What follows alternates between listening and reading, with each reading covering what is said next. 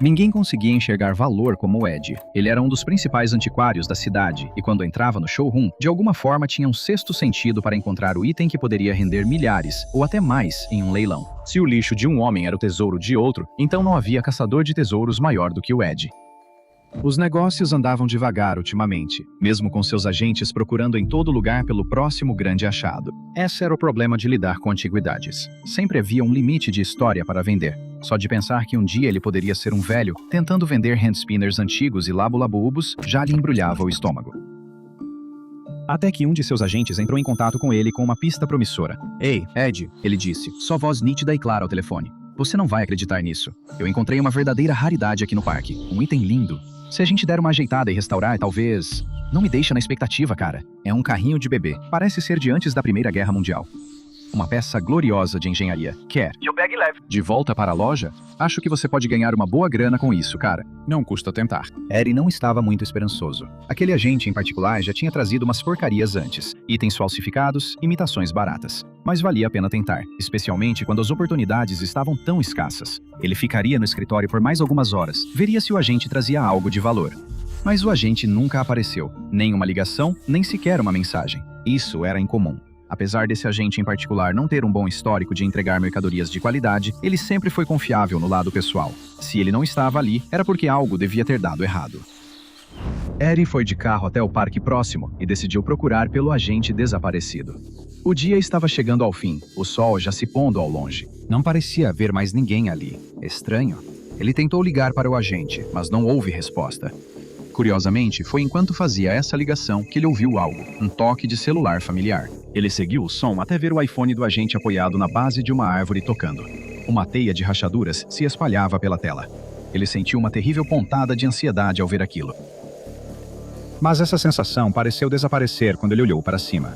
Sim, lá estava, o carrinho de bebê, exatamente como o agente havia descrito. Não poderia ter sido construído depois de 1930, e certamente parecia desgastado. Metal manchado, pneus estourados, rasgos no cesto e na capota, mas tinha uma estranha atração magnética. O mesmo atrativo magnético que você pode sentir pelo botão de inscrever-se agora mesmo, e seria sensato clicar nele, assim você terá explorações do anômalo comigo, Dr. Bob, aparecendo no seu feed de inscrições. Por que não ativar o sininho também? É a única maneira de garantir que você nunca perca mais nenhum dos nossos vídeos. Assim como Ed não tinha intenção de perder esse carrinho de bebê, ele se aproximou do antigo objeto hipnotizante e quase instintivamente agarrou-o pelas alças.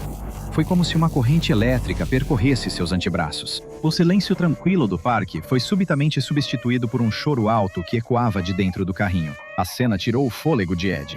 Havia um bebê no carrinho, uma visão realmente perturbadora, uma criatura miserável e ferida, magra e trêmula. Parecia faminto, machucado, chorava com os olhos machucados, tremia com membros esqueléticos. Ele nunca tinha sentido uma compaixão tão profunda antes. Ele sabia, mais do que sabia qualquer outra coisa na vida, que precisava acalmar aquele bebê, trazer algum tipo de conforto para ele. Ele tentou emitir sons reconfortantes, andando em círculos, empurrando o carrinho em um círculo apertado na esperança de acalmar o bebê. Ele continuou andando, andando e andando. Com o passar do tempo, ele percebeu que o bebê estava melhorando, e isso o fez sorrir. Ele não percebeu o quanto aquilo estava desgastando o próprio corpo. A pele acinzentada, as articulações inchadas e ossos frágeis, o corpo definhando. Tudo isso estava bem, desde que ele tivesse ajudado o bebê. Ele só precisava ajudar o bebê. Logo, o carrinho estava parado, enquanto Ed se desfazia em pó atrás dela. Agora estava impecável. Seria vendida por milhares, e um bebê lindo e saudável estava sentado dentro. Há algo de especialmente cruel no SCP-382, conhecido popularmente como o carrinho de bebê assombrado. Existem várias anomalias por aí que usam a tentação para atrair vítimas para mortes violentas e perturbadoras, prometendo dinheiro, sexo ou desejos realizados para roubar a vida de uma pessoa ou até mesmo sua alma imortal. O 382 é diferente. Ele se aproveita do instinto mais natural do mundo, o impulso de proteger um pequeno ser humano menor e mais frágil do que você, e usa isso para te matar. Em seu nível mais básico, a anomalia é o próprio carrinho, uma peça de colecionador antiga criado no início do século XX na Inglaterra. Ele parece estar em péssimas condições, enferrujado, com pneus danificados e estofamento rasgado. Mas você tem a sensação de que se o restaurasse, conseguiria um bom dinheiro com ele no mercado secundário. E nosso amigo do estudo de caso inicial descobriu da pior forma que o risco realmente não compensava a recompensa. A maioria das pessoas já viu filmes de terror o suficiente para não sentir vontade de se aproximar naturalmente de um carrinho de bebê pós-vitoriano em estado de abandono. Mas quando observado diretamente, o carrinho exerce um efeito cognitivo perigoso e assustadoramente forte. Novamente, devo enfatizar que isso só acontece quando você vê o carrinho diretamente no espaço físico. Afinal, que vantagem uma Dioneia teria em atrair moscas para fotos de si mesma? Quando o carrinho entra no seu campo de visão, se você não treinou seu nível de resistência a riscos cognitivos, sentirá um forte desejo de se aproximar do carrinho e olhar mais de perto. Mesmo que você saiba, no fundo, que há algo muito errado aqui, continuará colocando um pé na frente do outro. Se não conseguir se livrar disso, logo se verá estendendo a mão para segurar o carrinho pelo guidão. Você pode até ouvir sons de choro fraco e dolorido vindo de dentro do carrinho nesse momento. E no segundo em que suas mãos tocarem o metal daqueles guidões, o efeito anômalo secundário começará. Um bebê vai se manifestar dentro do carrinho destruído, em um estado extremamente angustiante. Pele amarelada e doente, manchada com cortes, hematomas e feridas, olhos fundos e bochechas encovadas, revelando estágios avançados de fome. Membros finos, alguns dos quais parecem inchados nas articulações e tortos em ângulos errados, todos os sinais de maus tratos e negligência severos, balbuciando e chorando no escuro do carrinho. Pessoas que tiveram sorte o bastante de sobreviver a essa experiência, se é que se pode chamar de sorte o estado em que vivem agora, descreveram sentir um poço profundo, quase insaciável, de tristeza se abrindo dentro delas. De uma forma não muito diferente da mudança monumental de prioridades que as pessoas experimentam ao se tornarem pais, elas relatam que sua mente se reorganiza para colocar essa criatura lamentável como prioridade máxima. O aperto delas nos alças do carrinho ficava tão forte que chegava a esmagar os ossos, e começavam a empurrar o carrinho em círculos, murmurando suavemente para o bebê lá dentro. Durante todo esse tempo, enquanto sua mente estava convicta de que estavam fazendo a coisa certa, eles estavam sendo consumidos por dentro. Pesquisadores da Fundação, eu incluso, já viram isso acontecer durante os testes. A vítima do SCP-382 começaria a apresentar sinais de degradação física, ficando cada vez mais doente, aos poucos, mas com certeza, mais magra, até visivelmente mais velha, como se alguém tivesse apertado o botão de avanço rápido na linha do tempo pessoal delas. E à medida que a força vital da vítima era drenada, o bebê e o carrinho pareciam ser ambos os beneficiários. Com o tempo, a ferrugem começará a descascar e cair do chassi do carrinho, revelando um belo e reluzente cromado por baixo. Os pneus das rodas do carrinho se inflariam sozinhos, curando furos na borracha. O estofamento do carrinho se transformaria em um material mais luxuoso, e uma almofada de veludo para apoiar o bebê apareceria dentro dele. Essa transformação anômala também afetará o próprio bebê. Hematomas e ferimentos desapareceriam com o tempo, e o bebê voltaria a um peso saudável. Os membros se encaixariam de volta no lugar, e quaisquer sinais visíveis de negligência simplesmente desapareceriam.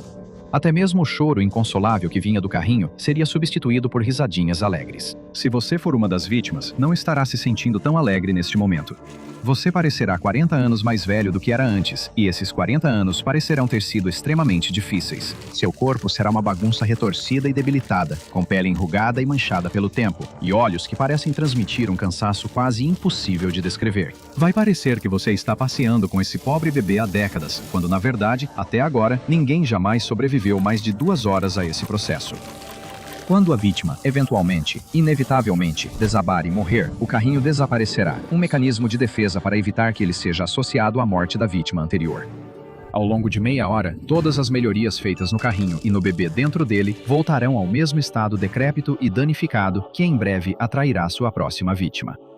A imagem do bebê vai piscar, aparecendo e desaparecendo durante esse processo. Isso levou muitos aqui na Fundação a especular que essa parte da anomalia era apenas algum tipo de holograma criado para atrair vítimas para o próprio carrinho.